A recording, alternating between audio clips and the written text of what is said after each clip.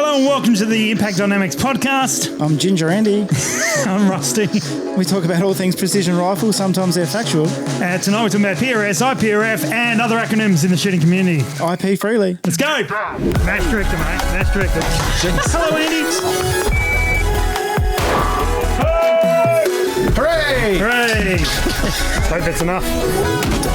We need your vote. Now we've caught up to where we are on the podcast. All right, go on back. Roll the outro. All right, here we are. You're not Andy. I'm not, as it turns out. Much better looking.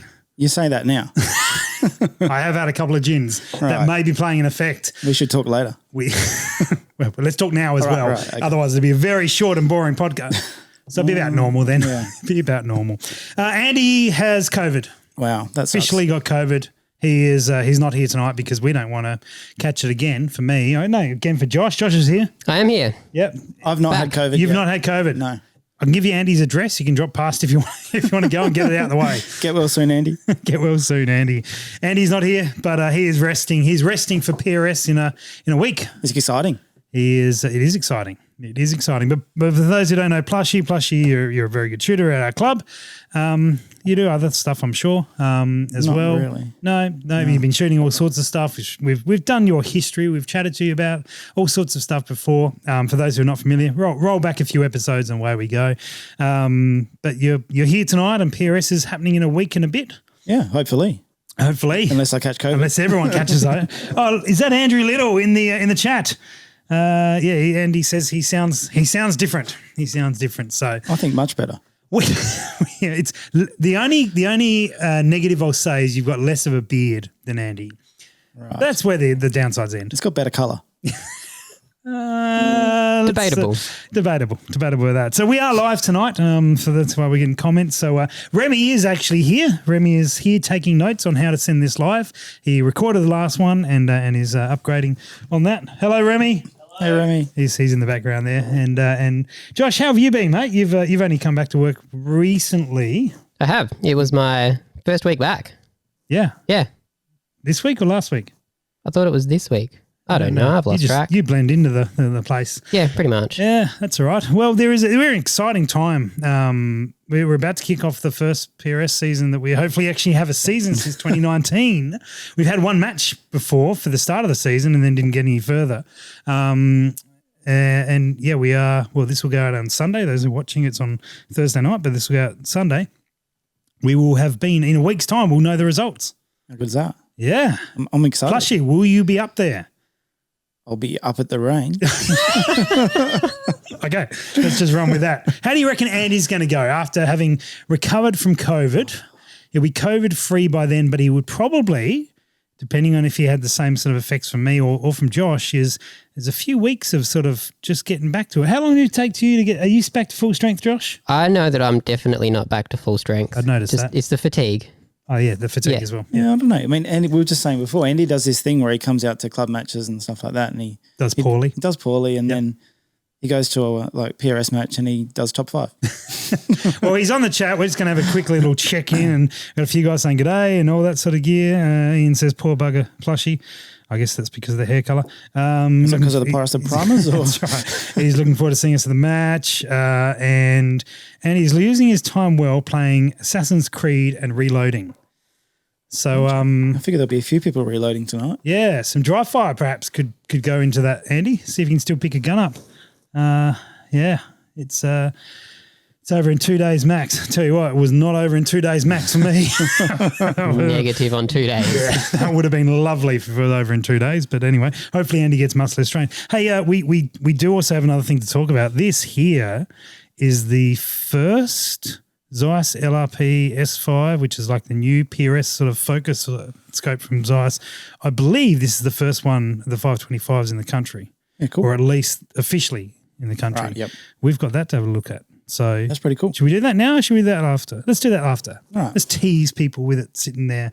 For those who can't see, there's a nice white box, a Zeiss box for that. So we're gonna. By the way, if you're actually going to be at PRS, we're going to have this one out there, and you guys can have a little look and play if you want to, and check out another optic. It's not going to be on my rifle. I didn't hear you say that. It's going to be on your rifle. No. If you want it to be. It could be. Go for it. Yeah, no worries. All right, so it's not going to be out for anyone to look and play with. Plushy's stolen it. He's going to shoot a match with it. Yeah, why not? Are you just being like, oh, if you do really well, it's because of that, or it's because of you, and if you do really poorly, you can blame a new scope? I was getting in early on the excuses as to why I didn't do as well as I wanted to. Speaking of getting in early, mate, we're about a week away. We've said you are in what stage of your preparations for PRS? Well, I went and had a train-up weekend last weekend. Okay. And then we should sort of clarify Ignition Custom Monado Meltdown is this particular Yes. match for those who are listening back to this ages away. The 2022 Ignition Custom Monado Meltdown. That's scary, isn't it?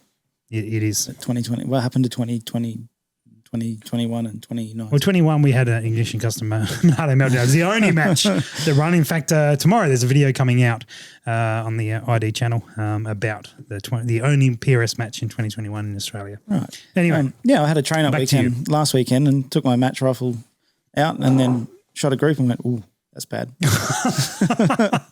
Oh, dear. And I had that and I got a backup training rifle anyway, so I shot both of them and I had a pretty good train-up weekend still. Yep. Sent maybe 400 rounds-ish down range. Okay, yeah. that's a serious. So what? Tell me more about that. Like you've sent 400 rounds over a weekend. That's bigger than a PRS weekend. Mm-hmm. So what did that consist of? So or are you just making up numbers to make it like a bit of a flex? Like Plushy just flexing to get his 10,000 for the year again. Yeah. No, so we 10,000 for the month now. I checked zeros at 100 Cheaper meters. than fuel prices. Basically, Sorry. yeah, I checked zeros, and I spent the rest of the time off of barricades. Okay. I've been bad for like tripod rear support where I can. I ban myself from the tripod, so Okay. if I can't use it, then I got some smallish targets at 550, 600 meters or something like that, and spent some time shooting those. And by the time the start of the day, I was hitting probably 6, 7 out of 10. By the end of the weekend, I was hitting 9, 10 out of 10. Yeah, right. Nice. If rapid position changes, like one shot, change position one, not great positions. Yep. It was just about getting in the groove of it because we haven't been shooting. True. True. Getting my head around thinking about. I pretty much didn't dial the whole weekend, just holdovers the whole time. Is that like you normally good at holdovers or you normally dial? I'm terrible at holdovers. Okay. So you are Andy. Yeah. Well, not quite, but not that bad. Not willing to say that bad. No. So if you give me the choice between dialing and holdover, I'd dial every time if I had the time. Mm-hmm. And I've sort of set myself the goal this year of holding over more because it's a lot quicker. And now I'm just as comfortable with holdovers as what I am with dialing. Interesting. And it picks me up, 10 shots, it picks up 10 seconds maybe on a stage. It gives me a lot more time. Yeah. And you use that time to take your shots a bit slower? Yeah. You've seen me over the last I have, 3 but or the 4 people years. watching or listening haven't. They won't, but I know the answer. Yeah. I'm just prompting you. I've never been a quick shooter. Okay. I won't pull the This is trigger. true. I won't pull the trigger if the shot's not right. Yeah. So it gives me a bit more time to get into a steady position and wait till the crosshairs settle where I want them and squeeze it off. Very good. And so are you running, like you said, you stayed on barricades for the weekend. Do you run stages or do you shoot from one position or it's all just mock stages? Yeah, I make a stage in my head and shoot the stage. If I'm not happy with how I shot the stage, I'll shoot it again, but I try to make a new stage every time so it's something different because if you keep repeating it, obviously you're going to get better. Yeah. And that's, I think, one of the things that guys see, that they will make up a stage and they'll shoot it 4 times. And by the 4th one, they're like, I'm nailing this one now. But that's not what you encounter in PRS. You get one stab at it normally. It's not a bad way to train. It's better than not doing it. But, it's adding a little twist sort of almost each time or, refining and using the same positions perhaps but in different orders. So you have to keep thinking. Could be quite useful. And I sort of had a bit of a think about match directing while I was at it.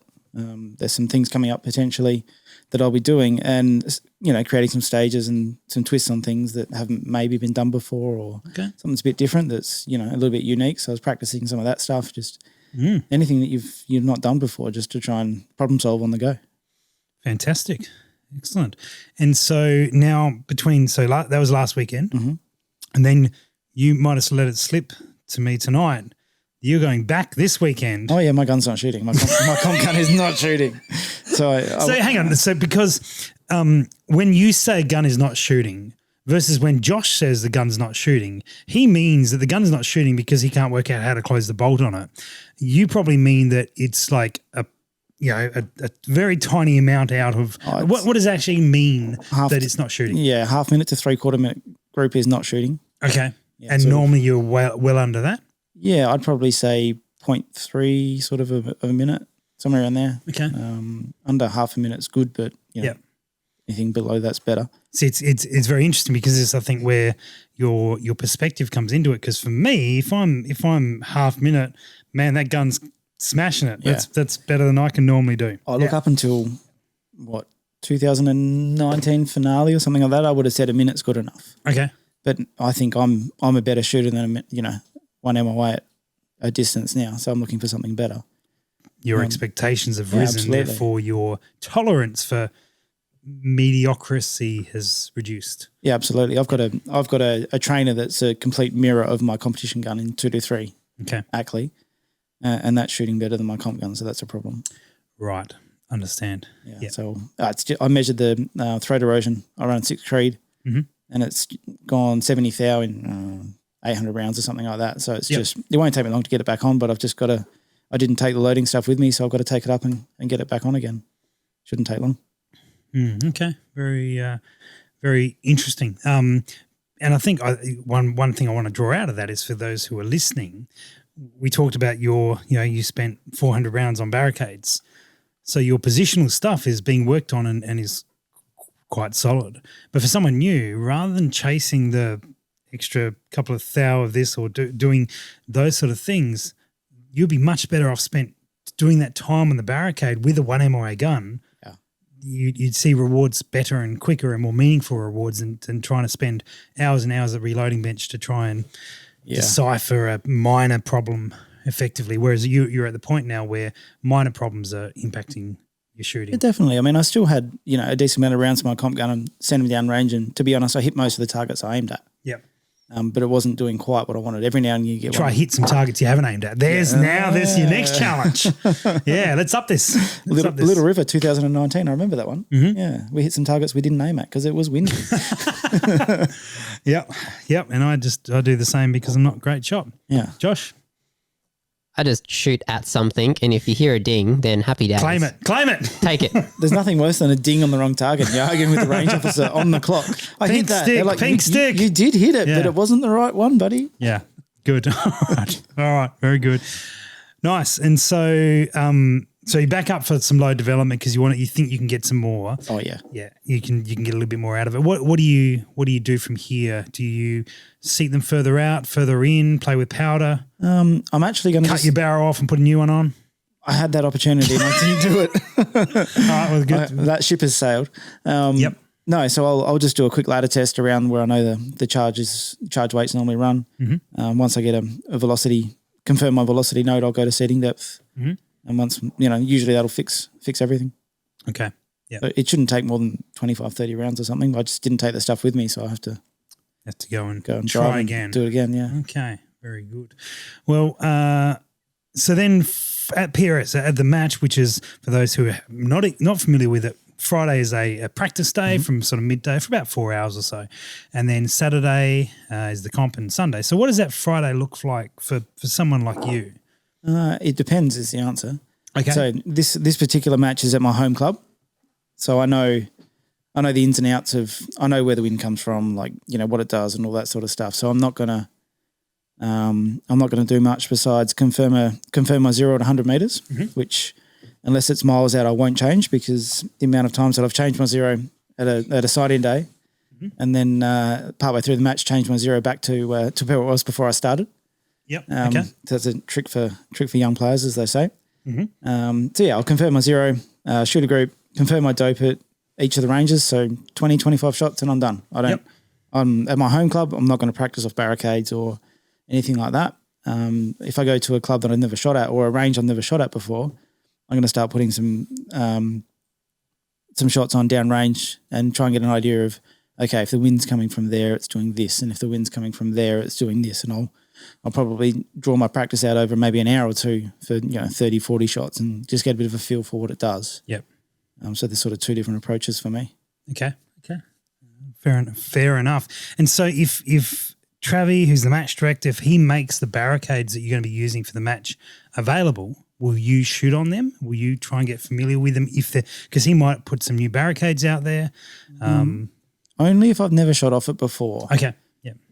Look, generally there'll be a line of people. Sure. I'm not one to get into that sort of thing. I'm like, if I'm like, I can shoot off of that, I'll just leave it be till the stage. But I guess most barricades are the shooting position at least familiar or similar to something you've shot before because it's not like it's your first or second or 12th match. If I look at it and go that I can build a position on that, I'm not fussed about it. But if it's something that I'm like, I've not done that before, I might want to get a bit of a feel for it. Okay. I might not even send live rounds down range. It might just be a bit of dry fire, just to build a position and break a clean shot. Okay.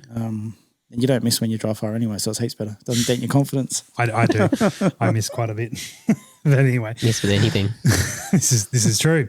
And then the PRS actual weekend. So are you like an early riser or you sleep as much as you can and then just like faff about like super quick trying to get everything ready? Or do you intend to rise early and then just lay in bed for the next hour and then realise you're running behind? How does actual like the practical lead in work? That's a good question. Thanks. So Thanks. Normally It's like I should do a podcast or something. it depends on once again. Why did you laugh so much, Josh? Once again, it depends. Okay. No, so this one, I live 20 minutes from the range. So I've got the choice of sleeping in my own bed, getting up a bit earlier and driving to the range, or I can stay at the range. I think most of the time on Friday night, I've stayed at the range because we get up early for stage brief, safety brief, on Saturday. So I've quite often stayed at the range. This year I wasn't actually going. I was just going to sleep in my own bed, get up and go. What a flex. Basically. Okay. But yeah, so take out being at my home club and actually travelling to a match. If I'm camping at the range, I'm probably one of the first ones up. I'll go have a shower. I like to have a shower in the morning. Yep. So I'll beat the rush to the showers if there is some. Okay. Come down, have a coffee, have some breakfast, just sit down and relax. So I might get up at 4:30. Yeah, right. And be up for an hour or two before a lot of people. Yeah, wow. Just sit around and chill. I was about to say that if you camp there, I will happily come and annoy you in the morning. But 4:30, nah, I'm out. Not me. Yeah, I mean, I could. And if I was going to say, if you stay at home, I'm happy to come there and annoy you at whatever time in the morning I need to. I've got 2 children. You don't need to worry about that. It's going to happen anyway. Oh, good. I'm just having a look through the comments to see if there's anything relevant and then realised I can't scroll through them. So fair enough. That went well for you, didn't it? It was great. Ian feels sorry for Plushy having to put up with me. Okay, that's rough. Interesting. Wow, rough. All right, we'll remember that this weekend or next weekend, Ian. Who's got the State of Origin trophy at the moment? I'm not sure. Yeah, Can I'm you pretty remind sure me? it's downstairs. Yeah, I think so. Yeah, it's downstairs on the fridge. Good luck getting that back, buddy. Yeah, all the best, Ian. All the best. They'll be watching for you at the border. All right. Very good. So you're an early riser, so that by the time you actually get round to a 7 o'clock brief or an 8 o'clock brief or whatever the arrangement may be, you've been up for hours. You're actually quite coherent. Yeah, absolutely. Yeah, okay. Same deal on the Sunday morning. I'll get up early and I don't like to be rushed into that sort of stuff. I like to just do it in my own time. Yeah, take the time so that when you get to that point, you're well and truly into your day. Yeah, okay. That's an interesting. And so you go through let's talk about Saturday. You're going through Saturday, you're shooting, and then you have that stage that just sucks, right? It's just now I'm predicting. Josh, what stage is Plushy going to suck on? Which number? Oh, I'm going to go number 3. The third stage of the day comes along. Evil 3, it always gets me in pool. Oh, he called it well. Yeah. He's called I'm it going to make well. sure I stick around for stage 3 now. You know I'm going to have a camera to capture that moment. I've already said I've got my own personal camera, Josh. He follows me everywhere. It's great. It does. How else do you say hello? This is something we were talking about the other night of Josh, will often greet you at the range behind a camera. Yeah. Morning, Josh. Morning, Plushy. It's been great. I've been able to watch my technique for a change because somebody always videos me. You're like, oh, that's bad. I'm going to have to fix that. That's a fair point. This is true. So you hit that stage where it just doesn't go well. For whatever reason, doesn't matter the reason, you've just finished that stage, you've timed out, and you're picking up your brass. What goes through your head and what do you do to refocus? Because this is one thing that I've seen you do quite well is you sort of maybe from my observation, your next stage turns out better usually. Yeah, it's an interesting point. So what goes on the outside and what goes on the inside can be two very different things. Absolutely, but you obviously get to a point where you recover to some degree. So I'll go and have a couple of minutes of alone time, and just like that is it? Yeah. Okay. I mean, that's one way to reset yourself. Yeah, basically, I don't know. Not worried about shooting anymore. How PG do we want to keep this? Because it's this podcast, mate. What do you think? There's a running story about going and having a shame wank in your swag to get it out of your system, and then you can get on with your day. Your swag. I would have thought the porta potty would be a bit easier, but anyway, whatever. No, so I'm particularly bad at overthinking things. So it'll get in my head a little bit. Like you replay that first. So I've got a process. I come off the line, put my gun down, reset my turrets to 0, load my magazines, get ready for the next stage, and that's done. Yep. And then I've got me time. And then I go away and I'll process what I did wrong. I'll beat myself up. Go, you're an idiot. You could have done all these things. And then have a think about it, get it out of the system. And then I'm not that great at putting it out of my mind. It will sit in the back of my mind going, you just dropped 6 points there. Yep. And you look at, somebody, one of the good shooters, Butters or, Josh or Lucas or whoever, Ash, you're like, I just gave up 6 points to those guys there. And then that doesn't get you anywhere. Yeah. And then I'm reasonably good at churning that negative energy into a little bit of aggression and a little bit of, I've got a point to prove now. Yeah, okay. And some fire in the belly. Yeah, absolutely. It fires me up, and I'm like, I'm going to have to shoot good, from this point forward to catch that up. Yeah, which is not necessarily the best approach. You're better off just putting it out in your mind and continuing on. But it is. It is hard. It sits very there, hard. and it's very hard to just eject that from your feelings. So, yeah, okay. Yeah, I'm not one that I tend not to keep track of my progress.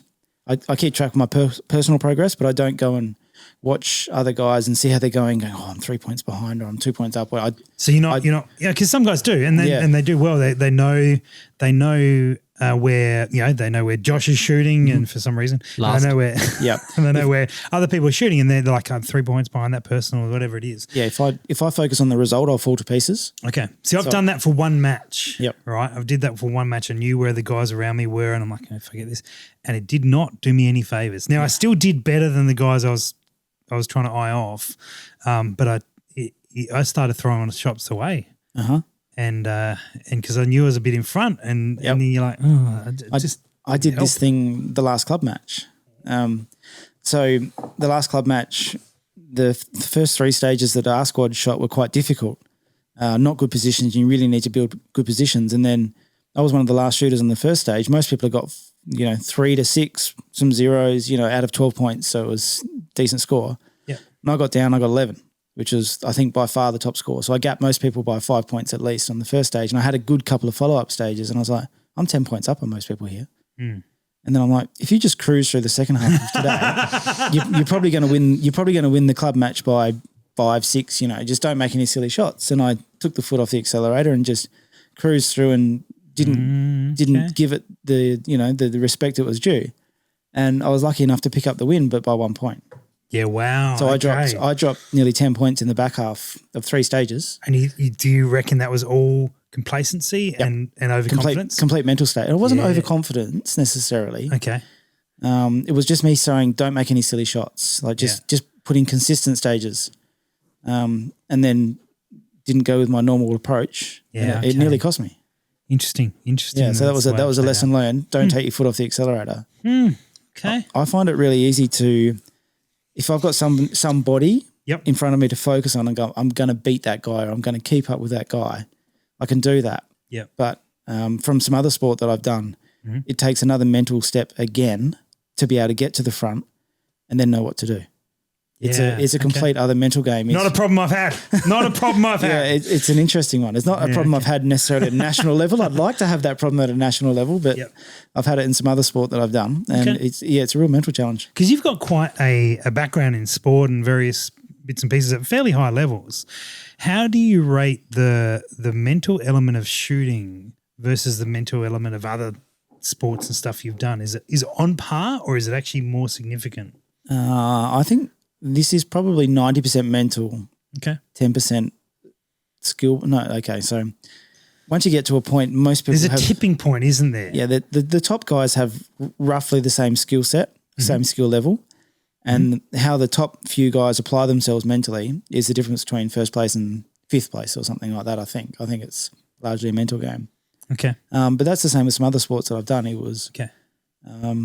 it was about the mental grind more so than actual straight out performance. It does appear that as you get more towards the peak of any sport, or at least the peak within your peers, those mental advantages start playing the role.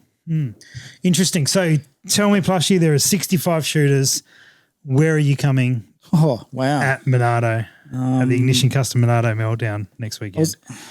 65. I'd be happy if I was top 10. I'd be really. Give me a number. I want the number. Oh, wow. I'd like to go top 5. Give me the number. Okay, 5. 5th. Okay, 5th overall. That's where I'd like to go. And where would you like to see Andy?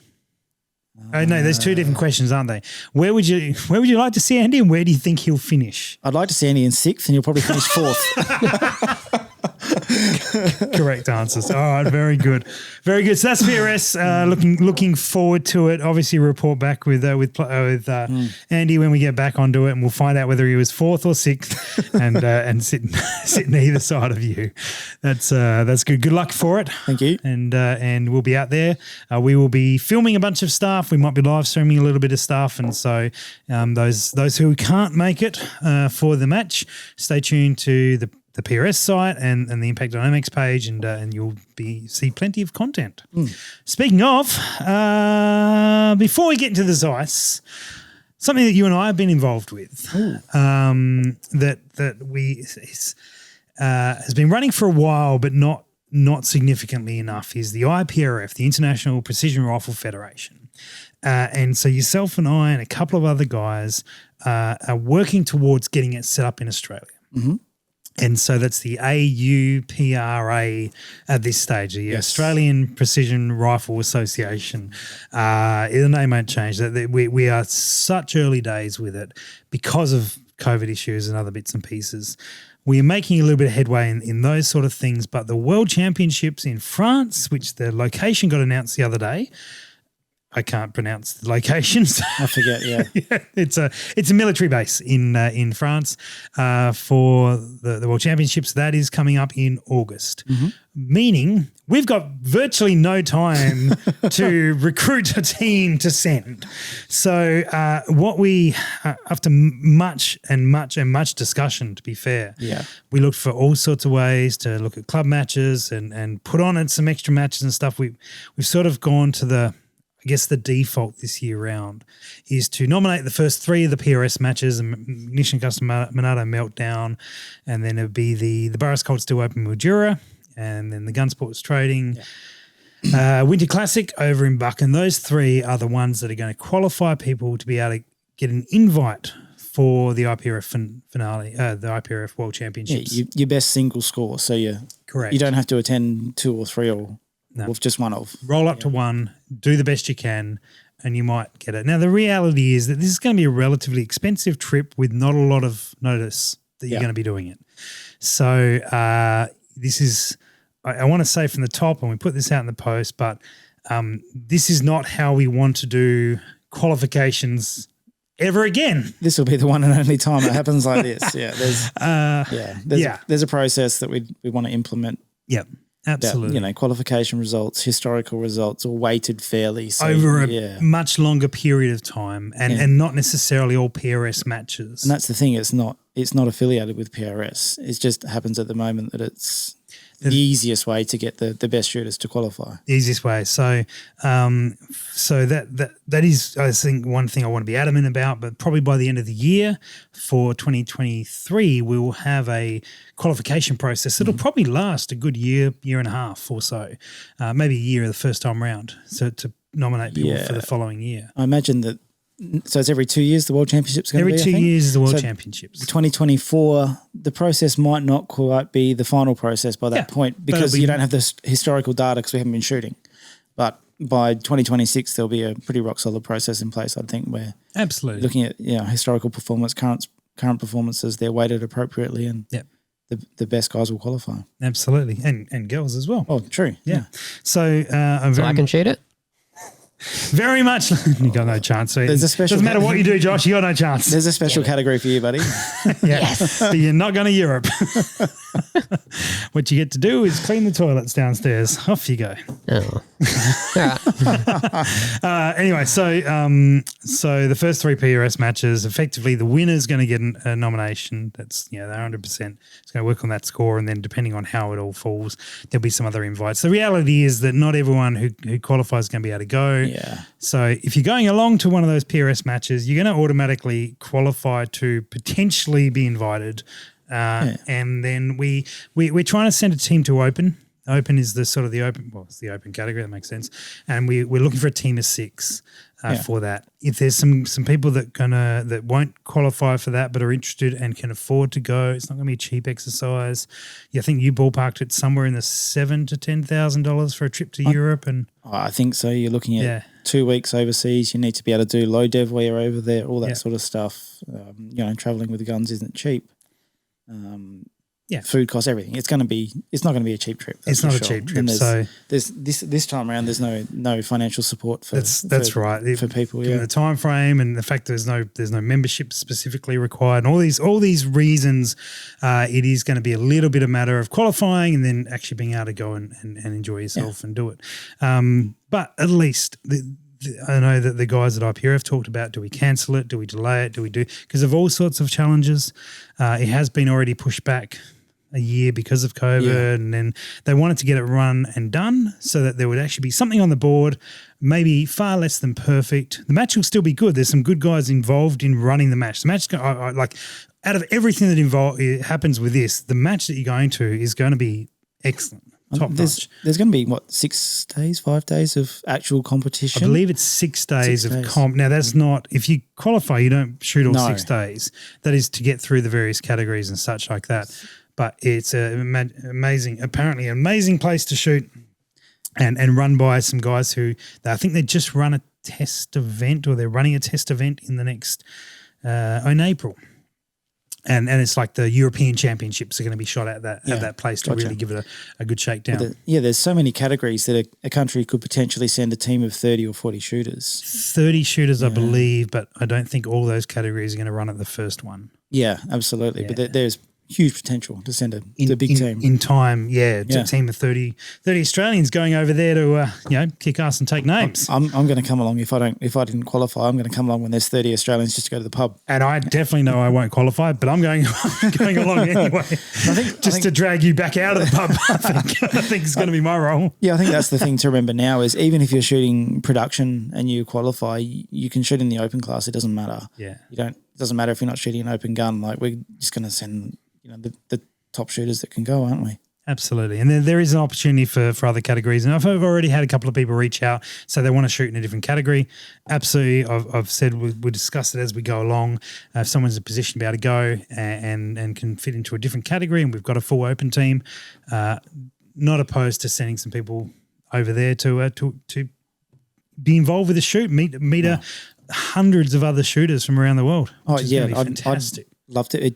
The experience of going to the first PRS or PR, whatever you want to call it, IPRF precision rifle shooting type situation, to be involved in the first World Championships will be something special. Yeah, it'll be wild. So I'm looking forward to that. But a couple of things I guess I want to clarify. So myself, Plushy, a guy called Andrew Lawn, and Steve Blacker are sort of involved in setting it up. But we're purely trying to get it to the point where it's set up that people can actually become members, and then it'll be voted, and then the positions that actually to run the thing will be up to the members to decide who is involved in that. Yeah, it's essentially a governing body of an association, and everything's elected. Yeah, exactly right. So we're pitching in to make that actually get to the point where that can be done, and then when that actually can be done, we might not get elected. We might not even nominate. We might not want to. But the joy will be that that those guys who really are passionate about this sport and want to take it to the next level will have an opportunity to do so. So the format. The beauty of the format is a truly international format, and if you're looking to represent your country at an international level, it's the best available option at the moment, I think. Yeah, and going through all the process to be actually able to wear the Australian colours and the flags and all that sort of gear. I know we've got the flags on most of our shirts anyway, but but actually to be able to be recognised, that's going to take some time. I'm not saying that's all going to be done by August. There's no way that's going to be done by August.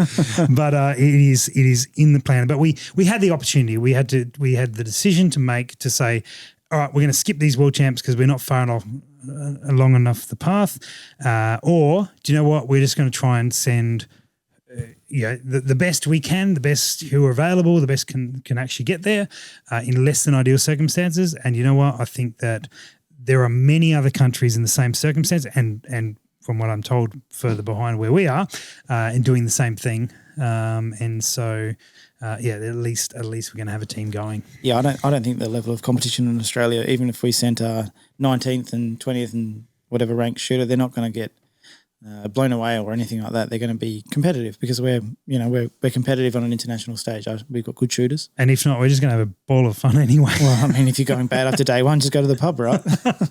I just go to the pub anyway. So I wanted to talk about that, particularly because you were here, and Andy's not as sensible to have that discussion with. So, so I hope he's still watching. That is something very exciting. Looking forward to it. Speaking of exciting, should we pull this Zeiss out now?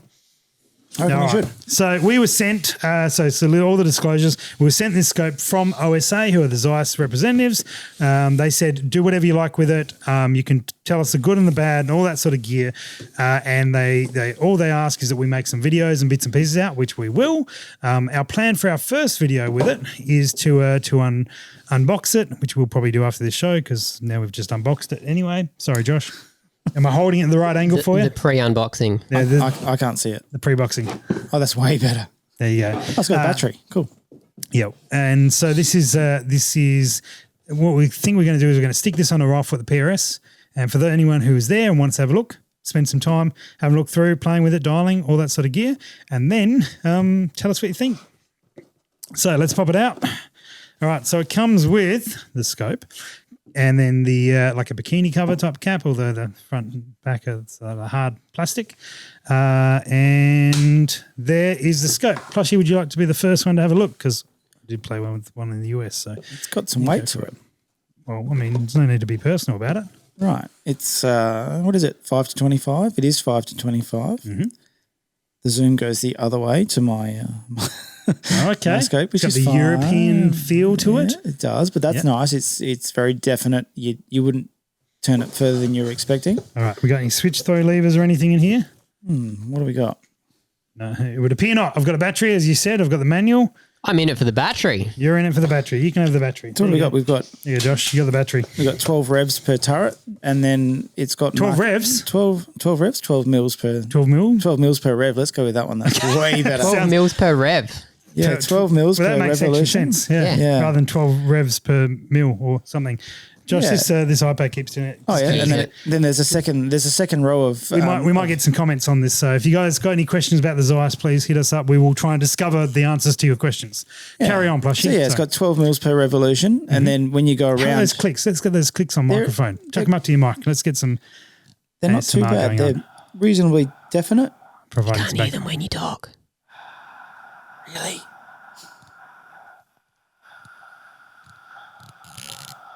Yeah, they're definite. yeah. They're not mushy. I was just providing ambience noise. So we were outside. Yeah, so when you get Enjoy editing that one, Sam. when you get around to 12, the numbers go again, and you've got all the way up to 24 or 23 on But here. it's double stacked, isn't it? It's got the numbers for both. Yes. Yeah. So you've got I'm not seeing an indicator to tell you what Rev you're on. revolution you're on, but there is markers on the turret to indicate that you're one rev or 2 rev up. Okay. So that's right. pretty cool. nice. Your windage is pretty Okay. pretty standard. It feels like it might be is windage. it feels like it's a locking it's a locking windage turret. I'm just trying to work out how to do it. Not sure. It locks and I can't work out how to. Oh, there we go. It pops out. I'm sure that's easier when it's on your rifle. Oh, okay, so it's locking- locking turrets. Yeah, locking windage, not locking elevation by the look of it. Okay. There you go. Interesting. So you've got it's illuminated, Mhm. which is that's different. What is quite- different? Your parallax is stiff. No, the illumination normally they're like a detent or a click, a definite click. This is just turns. You're not adjusting the parallax, are you? No, the parallax looks like it's on the outside. I reckon that's your illumination. Do you want the battery? Yeah, there's no battery in there, by the way. No, I reckon. Which one's got that's the infinity? illumination. The one that I said was the parallax. Oh, yeah. okay. Oh, you're smart. Yeah. I'm used to doing the show with Andy, so I'm used to second Actually, guessing. the Infinity one actually is the inside one. I was right. I got it. No, you wouldn't make that the Parallax. That's silly. I'd make that the Parallax, the Would you? inside one, I wouldn't do that. because that's the one with the battery on the outside. With the Yeah, that doesn't mean it has to be. That doesn't mean it has to be the one that does the illumination. All right. But if you put the battery in there, I'll tell you for sure. Well, Josh has it. Oh, okay, Josh. Come on, hurry up. He's run off to hang out with Remy. All right, cool. 34 mil tube by the look of it. Somewhere around there. 34. Yep, assume so. All right, we got some questions. We'd like to compare the Zeiss to the 40 mil tube Citron. What is a reticle? Has it got a good zero stop? These are all good questions, actually. I don't know. The zero stop, I don't know how to adjust it, to be honest. You can't go past it. Okay. It's got a little detent to show you on, extra the what do you want to call it? When it's at zero, the knob sticks further out so you can feel it when you're turning it. Looks like a pretty standard Christmas tree reticle. Looks like it might be, turn that up, it might be 0.2 mil hashtag. Oh, we got a battery. Oh, how good is that? Do illumination things. You can make it turn I'll do on. it quickly. This is like ZF. such great All right. podcasting material. Yeah, for those who are watching. So it is relatively large. Those are fairly tall turrets. It is. Probably more so than the majority of scopes. A lot of them go sort of flat and wide. I'm trying to think what it's similar to, but it's quite tall. Zeiss's often do have a tall turret. You're right. You know you are. As much as I hate to admit it. I was right, wasn't it? You're Inside right. was parallax adjustment. It's like I know something about scopes from time to time. Please. I mean, don't give it too much credit, but are you focusing on Remy? Hello. You can see me now. I can see you. It's See your horrible. eye. I can see you all the way through. You should get that checked out, actually. Did it just crack and break? That's not healthy. So you've got 0.2s on the horizontal stadia, and you've got 0.2s on the vertical. Yep. And then they've also highlighted 0.5s. It's not terrible. Okay. It reminds me of a EBR 2C, 7C type reticle. I would like to have a look at this. Okay. Nah. Right. I've got my caption for the post though. Plushy. It's not terrible. Is that like a reference to my ability or? Probably covers both. Okay. So we are a floating dot, so it's closer to a 7C. And then you've got sort of like a little, we've got like two hash marks every way out. And then there's another floating dot around. So that's quite good, actually. Gives you a real box. And then, okay. It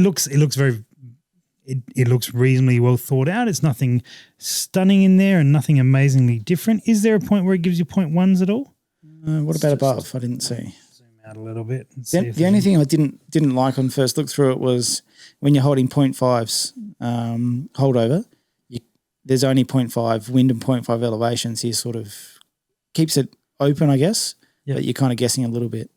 Gotcha. Okay. Yeah, there's just 0.2s. Oh, no, there's 0.1s as you get further out. Yeah, right out at the end. 0.1, like top and then bottom and then Yep. top and then bottom. 1, 2, 3, 4, 5, 6, 7, 8, 9. And at various points, but actually out of those sort of 6 and 7 mil marks, 6 to 8, your 0.5s are just floating dots. So if you are, actually not too bad if you are measuring things or Yeah. milling things, you can use that. Do we work out how much of that illuminates? Does this illuminate? It does illuminate. It seems to go white. I don't know if you turn it further, it goes a different color. Oh, okay, there's several illumination points Yeah. on this. I'm not seeing anything, but I assume that's just user error and also Plushy being a tool hanging behind it. Can you see? Look. Yeah. Oh, okay, you're trying to. Can you see Joe? I can see Joe on your hat. Yeah. Yeah. Okay. Yeah. Okay. All right. That's something to play with when we're not in a room that's with a wall 2 meters away. Yeah, It might I don't know that a parallax is down to 2 meters. Yeah. We're not going to make any call on the quality of the glass or anything on those lines, given that we are in a relatively small room for any sort of benefit. I'd put good money on the fact the glass is going to be good, Yep. Okay. given that these guys make. Given it's Zeiss, Zeiss, it's that's probably what not they're known for. That's probably not the bit that ups for debate on this one, is Yeah. it? All right. So those clicks, and while we put it up to the microphone before and clicked it around, Sitting back, it's not super audible. They're not the loud, punchy clicks that you get on some scopes. But it's still, you know what you're doing. Yeah, I'm not. Yeah. I'm not saying. So the one that I played with in the US, I walked away from it feeling like it was a little bit mushy. But it could have been one of those ones where it's like a pre-production run or something on those lines, because this feels different. That was going to be my first I don't love the clicks on it. Now, I prefer a clunkier click, right? But I also, the XTR3 are not a super clunky, super loud click either. This is a definite click. You move around, and once it clicks into place, it stays there. It's kind of, to describe it, it's like 80, when you're traveling, it's like 80% mush, 20% click. 80% mush, so it's mushy then definite, mushy definite, mushy definite. If you know what I'm saying, it's not, it's different. You're just trying to say a word that rhymes with your name. Is that what you're trying to do? Mushy plushy. Yeah. Well, we found the episode name. Yeah. So I see what you're saying. As you're winding through and you're going through multiple clicks in one go, you go through pretty quickly, or quickly, as I like to say. I've never, what you did there. Oh, thanks, man. I've never liked to say that in my life. But as you slow down, it does clunk a little bit more. Okay, interesting. But you're still, I wouldn't say it's mushy. You still know where you are, but it's just different, It is.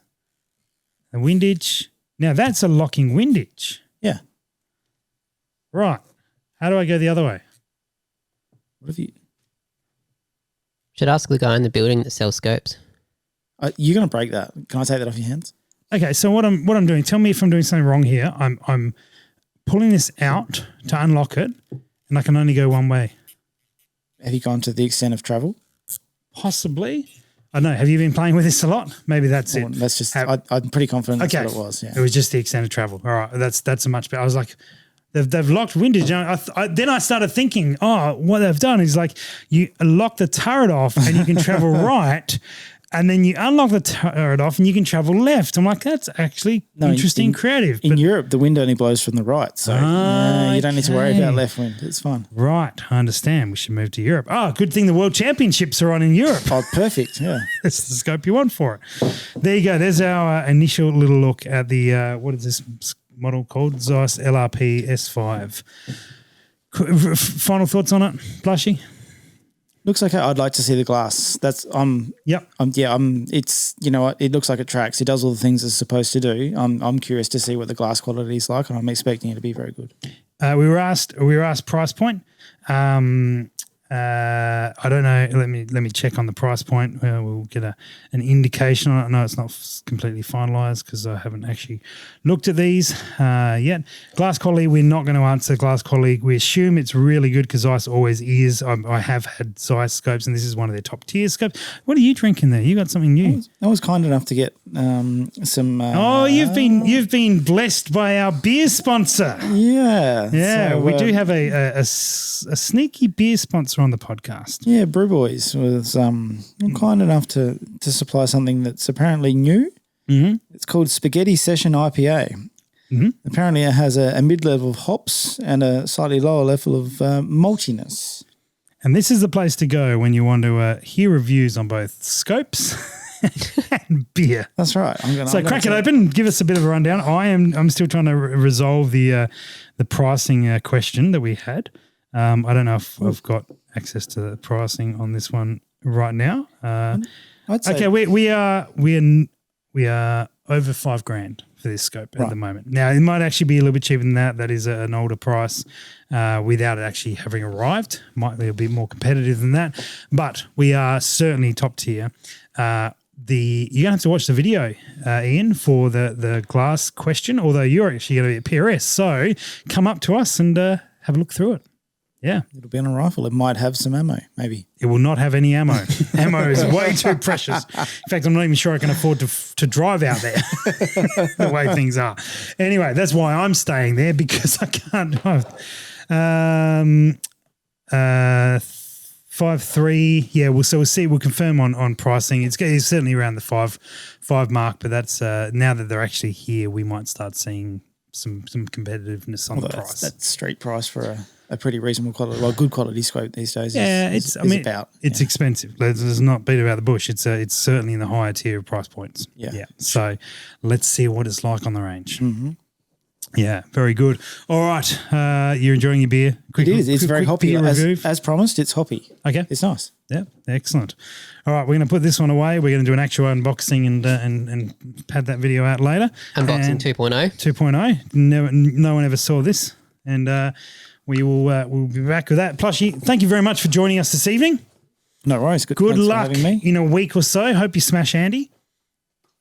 Well, before or after. I hope you beat Andy at the competition, and whatever you guys do afterwards, that is your choice and your OnlyFans that you're running. It's entirely up to you. And on that note, Josh, thanks very much. It's been good. Josh. Have a good night.